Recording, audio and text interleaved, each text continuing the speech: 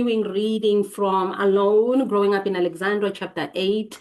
And I am still on Lebu, the entrepreneur part. And you will recall the last video that I was reading, because I do several videos here. I do videos where I'm reading from my memoir, reading and reflecting and sharing some thoughts. And then I also do some teachings and coaching on various subjects that I do currently as a teacher and a life coach. So the last time that I was reading from chapter 8, and I was sharing with you the path I took of, job hopping. I never struggled with a job, but then because I couldn't quite find my place in the workplace, I job hopped a lot. From job hopping, I opted for temping such that I became a permanent temp. And this was I just want to give you some timelines and time frames so that you get your mind around it. And the part that I'm going to read today is very short. And it is the one part that if anyone complains about my book, because a lot of my readers complain that the book is too small, it feels too edited, I could have done better, in as much as they loved it. It's one of those complexes and paradoxes. And when I was preparing for this video and reading through that, and I'm like, I see where they're coming from, especially in hindsight, 10 years later, because the book was published in 2014, mind you, and we relaunched it last year for the 10-year anniversary. And this is the first time ever that I'm reading it through as I'm doing these readings and reflections here on YouTube. And for the first time ever, I'm like, I see. So I want to give you some context, especially if you've been following the reading. If you've been following me religiously, I know YouTube tells me I have a lot of returning views. A lot of you who are subscribed are returning, and a lot of you who are not subscribed are returning. And I'm wondering, why don't you just hit subscribe? I have 2 people to go to get to 100. Can you help me get to 100 subscribers? Please hit subscribe, and that's fine. We can get to 100 and we can stay at 100 for the rest of the year.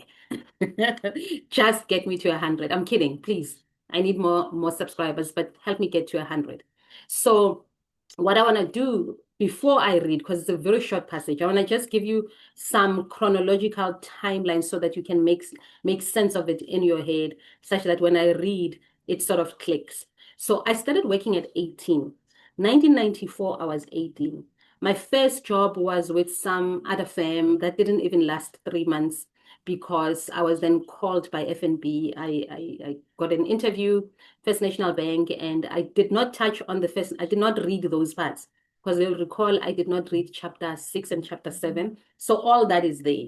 And the reason I didn't read chapter 6 and chapter 7 is that it's all mixed up. It's my issues, it's marriage, getting married young, moving out of home, daily issues, waking up. So it just felt like I have done a lot of that in the earlier videos of explaining my dynamics. So it felt as though I would be repeating myself. Are you with me?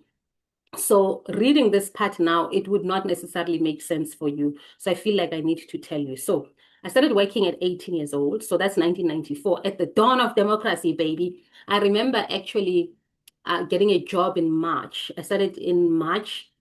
No. I remember I started getting a job in April. And because we didn't understand a lot of what was happening politically, I don't come from a politically inclined family. I come from a Jehovah's Witness Christian mother family with a father. My dad was not politically, my dad, and the sooner a lot of people admit to this, that their parents were also very, hands-offish when it comes to politics, because my dad felt like it's dangerous, don't go there, which was part of their friction again with my brother Kabelo and my father. So they were not politically conscious, like, those families that were politically conscious. They had books, I read what I liked, Zapiko, and all that. Listening to Freedom FM, that was not my family at all. My family instead were the ones that were like, oh my God, this is dangerous, and there are a lot of families like that. So because of that, the release of Mandela, the voting, I did not vote that year, even though I was 18. I started voting 99 when we voted Mbeki in President Thabo Mbeki. So I only voted from 99, and I've been voting ever since. And so I remember it was April when I got the job at FNB, and when the 27th of April was declared a public holiday, I still went out to work. I mean, I was wondering, Why did the exceedingly empty store was going to Brie? Because I worked at Least Cows F&B, and I actually got to work, and the security said, "Listen, it's a public holiday. Hambe ekhaya bavulanga," because it was declared, I think, the night before or something like that. Somebody helped me with history. I just needed to tell you that briefly. So I'm 18 years old. I'm working at FNB. I lasted most probably 9 months at FNB. Then I got another job, Cummins Corporation. It was based in 13 Freedman Drive. I'll never forget that. I mean, it was such a posh center. And I just loved that, from Alex, it's just, one taxi and then you are there. Remember, as a child, we used to walk to Sandton. And then I didn't enjoy it so much. I think, but 5 months later, I hopped to another company, hopped to another, hopped to another. And I hopped like that 94, 95, 96. By 97, I was a permanent temp, which I read about last week. I was already just temping, going from company to company. And now here's what's interesting. From that year, 1997, all the temp jobs I would get would be in the IT space. And why, and very interesting, why the IT space? You'll recall from end of the 90s, those of you who are my age group and those who are younger, here's a short personal history lesson from your sissy and your mom, Lebu Pule, Mama Lebu. So from like 96 to 2000, there was a big boom in the IT space. I remember huge American companies really making their presence felt here. Companies like Oracle, Microsoft was gaining a lot of ground. I mean, Microsoft was already here, but it was becoming very prominent. There was a lot of BEE deals happening in the IT space. You know why? Because the year 2000 was upon us, and there was this big scare of Y2K.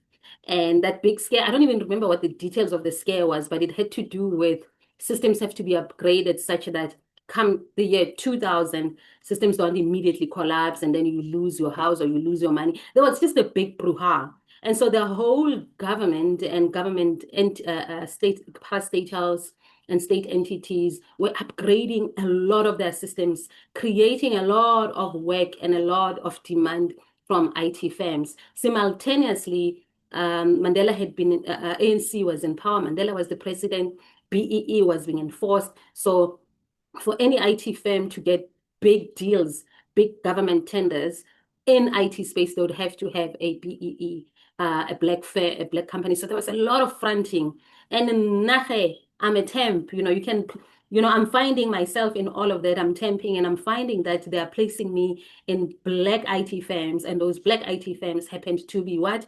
To be fronting. I am not going to mention names. I do not mention names in the book as well because I don't want to find myself in trouble. So this is 97, 98. I tempered this other firm. And I remember this firm was like, you know what, Lebu, when on a little lente, you don't even need to be working. You are very smart. You're very entrepreneurial. We don't want you to go after this temp. We want to take you permanently. How much do you want? And I remember I was offered such a high salary for a young, because I'm in at 97, I'm 21, 98, I'm 22. And I know this because I gave birth to Tebe at 22. And I remember saying to my then boss, I think I'm pregnant, and like that, fine, we'll take you really pregnant, Oli Yalo. Just stay, come birth time, you take your maternity leave, you come straight back because, we need you. I remember I was placed in business development, sales coordination. And I sat in those meetings and I would take minutes. And when you are placed in a company that is in a BEE company, or that is a black firm, and a lot of white companies want to partner with them, joint ventures were a big deal then. I remember, I'm just so terrified to mention names. I wish I was as bold and brave as Penuel, the black pen, because some of the names that he always talks about who benefited from BEE back then, some of them I've seen them in corridors, I've seen them in those offices, I've seen them close those deals, both white and black, by the way. Not, but almost every black guy that is moneyed today, that has a lot of money, that gained money back in the BEE era, the 94s and the early 2000s. I swear to God, I have seen those people. I have sat in a meeting where I'm taking minutes up to, no, I'm not even going to say that. Yeah, nah, but I'm trying to really give you context before I read what I'm about to read. Then fast forward, I work for, I agree. I mean, it's a lot of money. I take the salary and I'm like, okay, fine. I tell Kelly Girl that I'm not going to temp anymore. These people want me permanently. They want to groom me. They want to do this. They want to do that. I remember both of the bosses, there were two black bosses. I mean, they were just really, really fond of me. And they were like, no, Retla Gruma, you can then do our PR, we'll take you for courses and all that. It wasn't just me, by the way. They were that way inclined because there were other guys also. They took one guy to do kind of what was this IT course that everybody used to do. C++, plus plus, not even that one, MC something, but it was a Microsoft something. Yeah, I don't remember. But they were that way inclined. They were trying to create a big organization and grooming their own. I give birth in June, June 9th, I give birth. I think I set for July. I went back in August and I continued working for them and continuing seeing these big names and these big people. And it so happens that around the same time, the license for MTN, is it MTN? Yeah, the license for MTN, the license for another cell phone company. No, MTN existed. I'm lying. The license for a third cell phone company is now up for grabs. And the very company that I'm working for is now closing deals, talking to people. It's part of these big joint ventures to bid for the license of the third cell phone company. And no, they didn't make it. Cell C got it. I don't remember what consortium Cell C had, but I'm just trying to get you to taste where I come from. And I got caught up in that whirlwind of BEE. Now, while that is happening, while I'm seeing people coming in and out, others take a liking, others think, I know there's this level pule, yeah, na, ho batla go bona Mr. So and so, well, you know, because I'm the door, which makes a lot of sense because that's sort of the role I play as well right now, not necessarily in my coaching and healing space, but in the other hats that I wear, because I'm also in the stockfell and investment space, and I find that I'm the plug of some sort. So it's a role that I've always been. I mean, also if you think of my childhood, organizing those children, and just everybody knowing everybody. I remember when we were relaunching the book last year, because the book turned 10 last year. My sister was part of the relaunch, and my sister said, you know, from childhood, she's older than me. She used to be. She didn't have an identity of her own. It would be like, Kima, oh, you know, I'm Auswadada. Like, oh, okay, so we know you, we've placed you once we associate you with this one. So it's something that I think I've just always had. And with all of that, I remember being approached by some guy, two guys and a girl, two, again, no names, but big, big people. And then we had to form, they enticed me to be part of a consortium or a company. We're forming a company in investment holdings those days, you know, saying things like holdings or group was a thing. And we're going to create this organization and we're going to bid. And these people were politically very, very connected. There are political figures now from ANC that I have seen in meetings that I know so much about the early days, not now. I don't know much now. I've lost touch with a lot of them because why? Now I am scared. I think I think I was a drag. I think I was a drag. You know, in hindsight, and this, by the way, guys, this is so, so therapeutic, by the way. Please do this. If you are listening to my stories and you're finding them really, really inspiring, please consider just jotting down some of your memoirs, some of your memories. Doesn't have to be a book, doesn't have to be anything. It could be a blog. You could blog every week about pivotal moments in your life. It's gonna just free and clear a lot of space. And like I always say in some of the videos, it feels very urgent that a lot of us need to do this. Speaking of that, I've been watching a lot of podcasters, a lot of people on YouTube, South Africans. I find that a lot of people are reminiscing.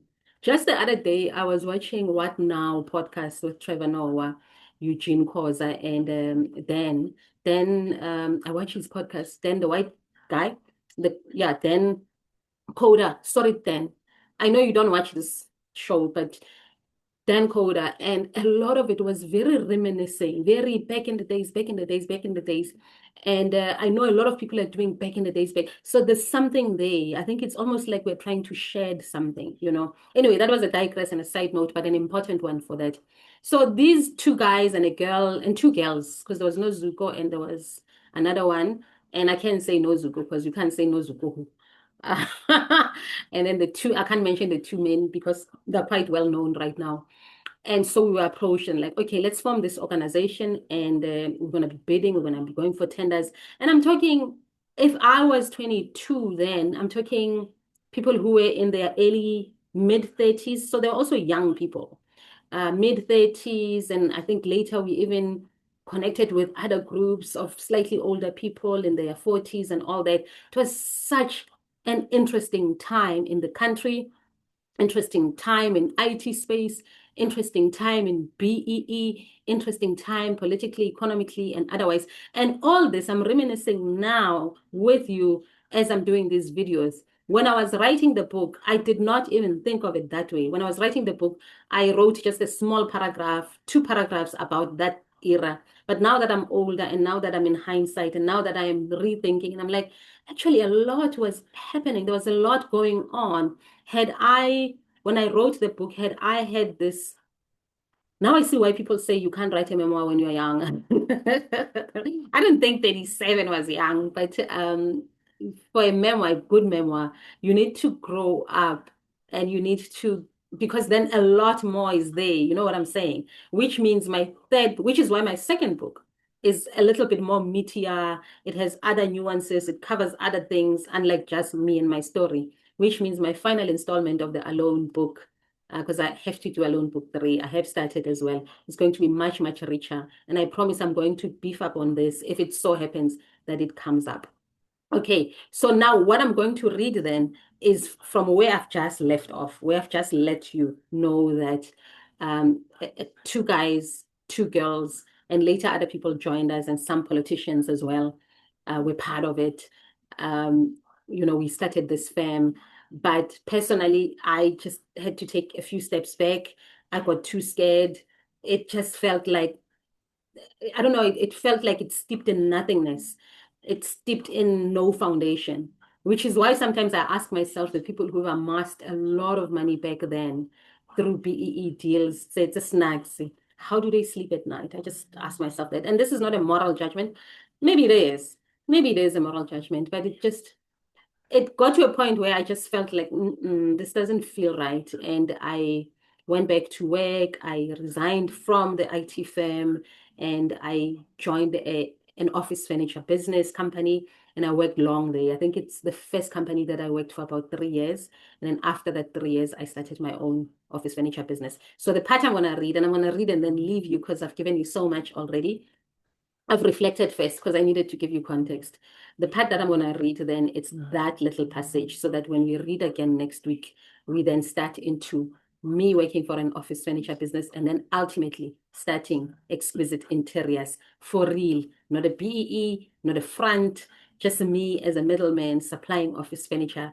And then I will share with you the things I went through and the money I made, the money I lost, and being a full-on entrepreneur, because the way we were doing it or the way people do BEE, as Penwell the Black Pen always says, it's not starting a business. You're just hitchhiking on something that already exists. You just bring your skin color, you take all the money. Maybe nothing wrong with that. I don't know. It didn't feel right for me. Okay, so let us read that part and let me wear these glasses and then we can take it from the... Okay, it's just 2 paragraphs, so it's not long. In the late 1990s and early 2000s, I was caught in the BEE wave. As a young aspiring entrepreneur, no, as young aspiring entrepreneurs, 4 partners and I established an investment holding firm called Investments. Tenders and tendering were popular back then, and being politically connected was the only way to win tenders worth millions of rands. We knew nothing. We didn't even know that we didn't know anything about tendering or about business. We sat in meetings in 5-star hotel lobbies, such as Michelangelo, the Hilton, the Park Hyatt. We would sometimes steal time out of our real jobs to attend these nonsensical meetings. So remember, I was working with that IT firm and then got caught up with these guys. And then sometimes, there's a quick meeting because there's an MEC that wants to meet Banbani. So the two guys were politically connected and they're still politically connected now. And they're doing well financially, I think. We met with would-be politicians at the time, would-be business people, like top business people. Yo, guys, yeah, ne? Not realizing that we were just children, we were just young, we were just would-be business people ourselves. I was very young. I mean, I was 22, guys. I was 22 years old. I had no clue what it took to start and build a business. In those meetings, we would talk about the millions and millions of rands that the deals we were putting together would bring us. The plan was to tender for anything that, yeah, I'll explain just now. The plan was to tender for anything, construction of roads, construction of houses, medical supplies, road sign supplies, without a clue as to what we were doing. It was not real and it fizzled into nothingness. At least for me, it fizzled into nothingness because I slowly stopped going to meetings. Also, I had a baby. You know, Tebe was probably, Tebe was what? I mean, Tebe was, I think I was 23 because I had Tebe in June. Yeah, it was towards Taba was probably 4 or 5 months then, and because I had gone back to work from maternity leave. And I mean, it just all felt a bit too much. And when I say we would tender for anything, what would happen is that the two gentlemen would hear from a politician that there is a white company that does road construction, Bapenta Strata, or Baitsa Skontir, or they're tendering for this and this, and then they would then connect you with them, and then you would have that meeting and see if there's any synergy. And that is as far as I go in terms of empowering how politicians and business people work so that they get something out of it. So you are sitting in high office, people come to bid, and then you're like, oh, okay, you company A, I know Lebupule, you can connect with Lebupule and then bid together the black firm, do your BEE joint venture, knowing that you will get something out of it. And that's just how corruption actually works across the world, by the way, not just here in South Africa.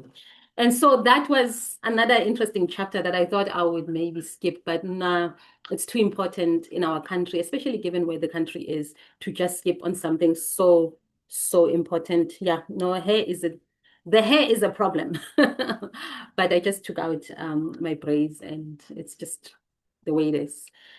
And guys, next time I'll be reading about the office furniture business, how it started, and we take it from there.